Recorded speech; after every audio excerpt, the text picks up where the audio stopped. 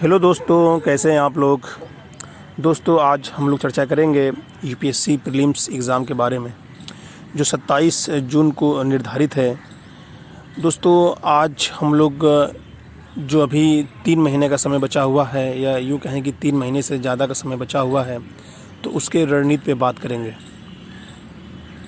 इन 3 महीनों का क्या ऐसा सटीक रणनीति हो जिससे हमारा जो है यूपीएससी प्री क्वालिफाई हो जाए। दोस्तों, सबसे पहले आइए हम लोग समझते हैं यूपीएससी प्री का जो एग्ज़ाम होता है उसके जो मनोवैज्ञानिक पहलू है, या यूँ कहें कि जो साइकोलॉजिकल व्यू है, उसके बारे में थोड़ा सा हम लोग समझते हैं। समझना बहुत ज़रूरी होता है दोस्तों, क्योंकि बिना इसके समझे हम तैयारी करना शुरू कर देंगे तीन महीनों का, तो शायद कुछ जल्दीबाजी हम लोग कर रहे हैं।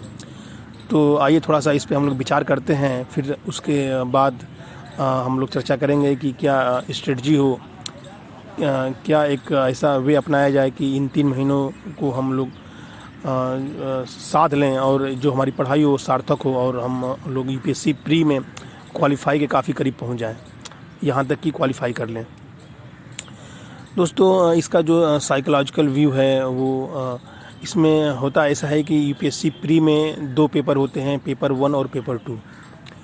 पेपर 2 जो है वो क्वालिफाइंग नेचर का होता है। ये केवल सीसेट का पेपर है जो 33% मार्क्स लाना होता है। उसके बाद जो है आप क्वालिफाई हो जाते हैं उसमें, और जीएस 1 की जो कापी है वो फिर चेक होने की स्थिति में हो जाती है।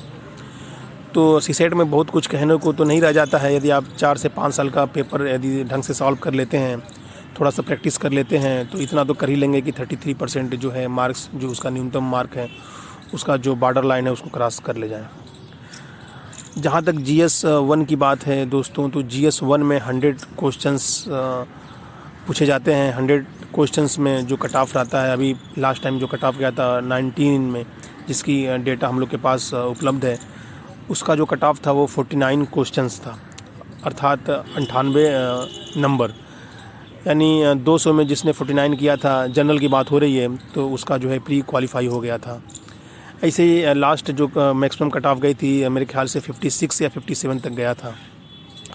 तो बहुत ज़्यादा पढ़ने की ज़रूरत नहीं है दोस्तों, बस जितना पढ़ें उसको बहुत ज़्यादा रिवाइज करें, प्रैक्टिस पे ज़्यादा ध्यान दें दोस्तों, क्योंकि हमको 60 क्वेश्चंस ही करने हैं। 60 क्वेश्चन में जब मेरा काम बन जा रहा है, तो हम 80, 90 या 100 क्वेश्चन की तैयारी इतना के लिए क्या भागें, क्या उसमें परेशान हो, क्योंकि हमारा मकसद बस इतना है कि हमारा कट ऑफ निकल जाए। कोई घबराने की बात नहीं है, कोई परेशान होने की बात नहीं है दोस्तों। 3 महीने में ऐसा क्या कर दिया जाए, ऐसा क्या कमाल कर दिया जाए कि हमारा जो कट ऑफ वाला जो लेवल है वो उसको तो कम से कम क्रॉस ही कर दें।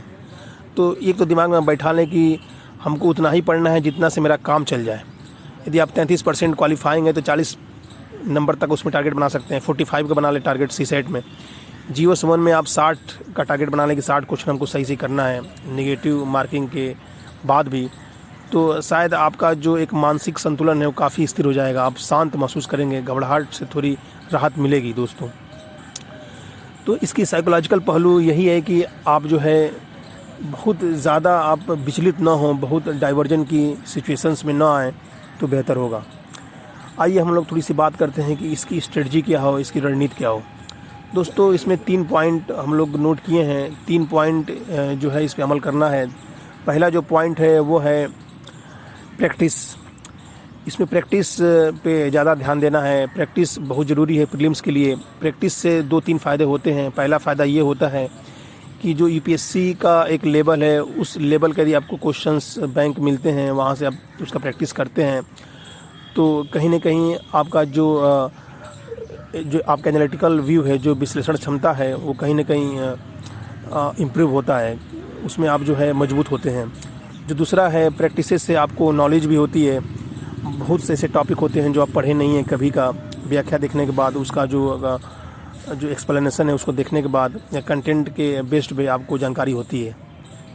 जो इसका प्रैक्टिस का तीसरा फ़ायदा, जो सबसे इम्पॉर्टेंट फ़ायदा होता है, एक यूपीएससी का इन्वायरमेंट मिलता है आपको। जब एग्ज़ाम हॉल में जाएंगे तो वहाँ अपने आप को अजनबी फील नहीं करेंगे। आप ये फील नहीं करेंगे कि मैं कहाँ पेपर दे रहा हूँ, यार आईएएस का एग्ज़ाम इतना टफ़ होता है, ये मतलब इतना टफ़ एग्ज़ाम दे रहा हूँ साला, ये ऐसे हो रहा है, वैसे हो रहा है। ऐसा कुछ नहीं लगेगा। आप जब प्रैक्टिस कर लेंगे एक लेवल का, तो आप जब वहाँ जाएंगे तो आपको इतना दिमाग में रहे कि नहीं हमारा काम निकल जाए, 60 क्वेश्चन मैं कर लूँ, बस मेरा काम हो जाए, ज़्यादा भागने दौड़ने की ज़रूरत नहीं है। ठीक है दोस्तों, तो ये एक प्रैक्टिस का जो है बात होती है। तो पहला जो पॉइंट है वो प्रैक्टिस के है। जो दूसरा पॉइंट है दोस्तों वो करंट अफेयर की होती है।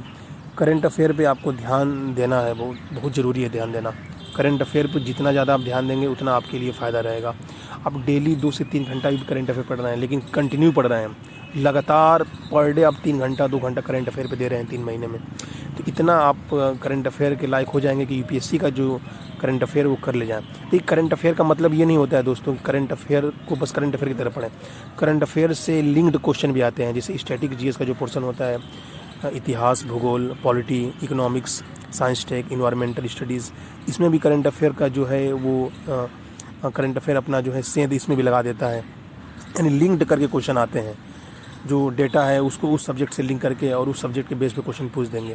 तो इसका भी ध्यान देना है दोस्तों। तो इसीलिए मैंने 2 से 3 घंटा कहा, नहीं तो 2 घंटा पर्याप्त है। यदि आप ईमानदारी से 2 घंटा 3 महीने लगातार देते हैं तो सफिशिएंट है मेरे ख्याल से, लेकिन आप 2 से 3 घंटा दें, डेली दें। तो प्रैक्टिस करें। प्रैक्टिस करने के लिए आप चाहें तो डेली 100 क्वेश्चंस का वो कर सकते हैं, एक टारगेट ले लें कि नहीं मुझे 100 क्वेश्चन ही करना है डेली, तो 100 क्वेश्चन करें।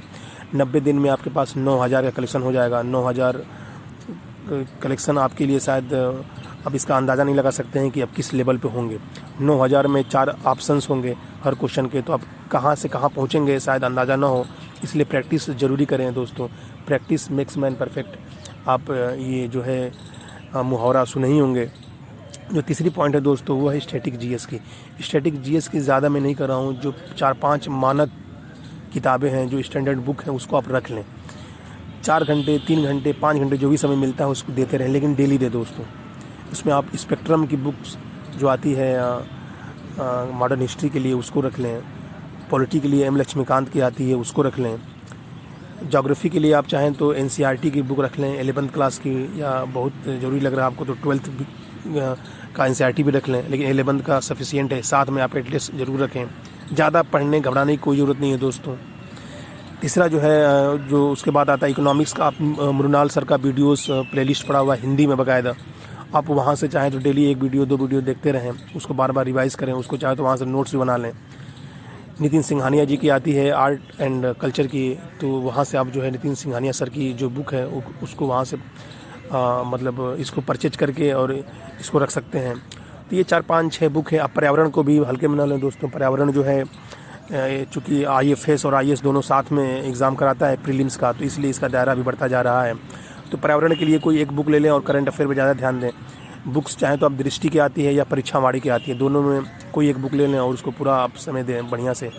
तो ये 3 पॉइंट थी स्ट्रेटजी के लिए, प्रैक्टिस, करंट अफेयर और स्टैटिक जीएस। इसको आप ध्यान से करें, ध्यान से पढ़ें, घबराएं बिल्कुल भी नहीं, परेशान होने की बिल्कुल भी ज़रूरत नहीं है। आप यदि मेहनत करेंगे ईमानदारी से 3 महीना तो सफिशिएंट है दोस्तों। प्रीलिम्स ही तो निकालना है, और प्रीलिम्स निकालना बहुत ज़रूरी है। जब तक आप प्रीलिम्स नहीं निकालेंगे तो मेंस का एग्ज़ाम कैसे देंगे? आप प्रीलिम्स निकालने के बाद ही मेंस के एग्ज़ाम में बैठ सकते हैं। जब मेंस क्वालिफाई करेंगे तभी तो इंटरव्यू देंगे, तभी तो फाइनल लिस्ट में आपकी नाम आएगी। यदि IAS बनना है आपको तो प्रीलिम्स निकालना पड़ेगा दोस्तों। तो प्रीलिम्स के लिए अभी से लग जाएं। 3 महीना का जो समय बचा हुआ है उसमें घबराएं बिल्कुल नहीं। आप परेशान होंगे तो दिक्कत हो जाएगा दोस्तों। तो एनर्जी से लबालब होकर आप तैयारी शुरू कर दें दोस्तों, और अपने जो आपका विल पावर है उसको मेंटेन रखें। फालतू के बहस में मत पड़ें दोस्तों। इससे क्या होता है कि आत्मिक शांति जो होता है ना, जो मन होता है वो शांत नहीं होता, विचलित हो जाता है दोस्तों। तो फालतू के बहसबाजी में या सोशल मीडिया से दूर रहें और अपने तैयारी पे ध्यान दें। ठीक है दोस्तों, फिर नेक्स्ट वीडियो में हम लोग फिर मिलेंगे। धन्यवाद।